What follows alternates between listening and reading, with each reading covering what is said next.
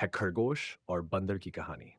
बहुत समय पहले की बात है। एक हरे भरे जंगल में एक तेज तर्रार खरगोश और एक चतुर बंदर रहते थे। दोनों अच्छे दोस्त थे, लेकिन उनकी आदतें बहुत अलग थीं। खरगोश बहुत तेज दौड़ता था और हमेशा अपनी फुर्ती पर घमंड करता था, जबकि बंदर अपनी बुद्धिमत्ता और चालाकी के लिए जाना जाता था। एक प्रतियोगिता की चुनौती एक दिन जानवरों ने मिलकर खेल प्रतियोगिता आयोजित करने का फैसला किया। प्रतियोगिता में भाग लेने वाले वाले जानवरों को जंगल के बीच से होते हुए एक पहाड़ी के ऊपर तक पहुंचना था।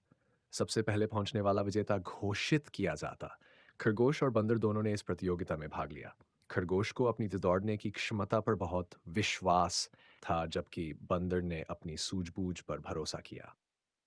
जैसे ही प्रतियोगिता शुरू हुई, खरगोश हवा से बातें करने लगा और बहुत तेजी से दौड़ते हुए आगे निकल गया।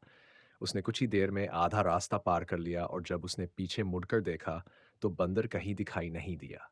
ये देखकर खरगोश को बहुत गर्व महसूस हुआ और उसने सोचा, बंदर तो मुझसे बहुत पीछे रह गया है। अब अगर मैं थोड़ी देर आराम भी कर लूं, तो भी मैं जीत जाऊंगा।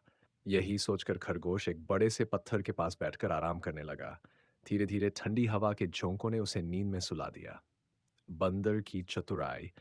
दूसरी ओर बंदर ने देखा कि खरगोश बहुत आगे निकल गया है, लेकिन उसने हार नहीं मानी।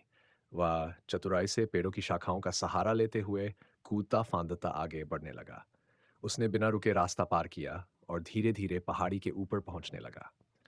जब खरगोश की नींद खुली, तो उसे एहसास हुआ कि उसने बहुत देर कर दी है। वह तुरंत तेजी से दौड़ने लगा, लेकिन जब वह पहाड़ी के शिखर पर पहुंचा, तब तक बंदर पहले ही वहां खड़ा था।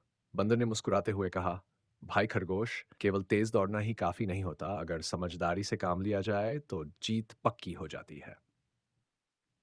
सी खरगोश को अपनी गलती समझ में आ गई। उसने महसूस किया कि केवल ताकत और गति ही नहीं, बल्कि बुद्धिमानी और धैर्य भी उतने ही महत्वपूर्ण है।